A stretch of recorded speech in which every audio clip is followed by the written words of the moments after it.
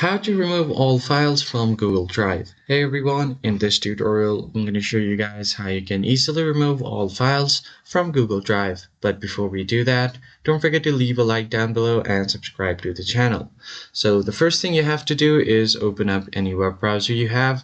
I'm currently using Google Chrome, so click on Google Apps, and then from here you can click on Drive. Once you get to your drive, you are going to have to find the files that you want to delete. So as you can see, these are all of the files on my drive. So if you want to remove them, there are actually two methods.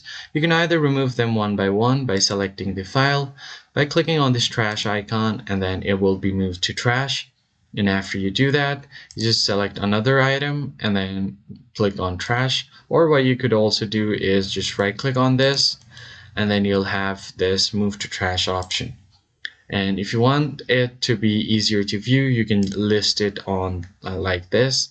You can also select a folder and go inside the folder to delete it.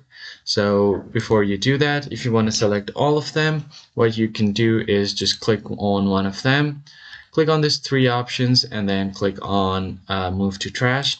But if you want to select all of them, you can hold Control and then click on Control plus A on your keyboard, and it will select all of the files on your drive.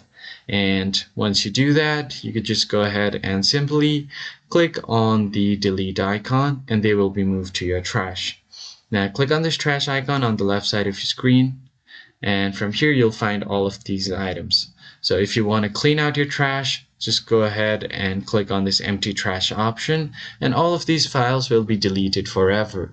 So that's how you clear out all of your Google Drive. If you found the tutorial helpful, hit the like button below and subscribe, and I'll catch you guys on the next one. Thanks for watching.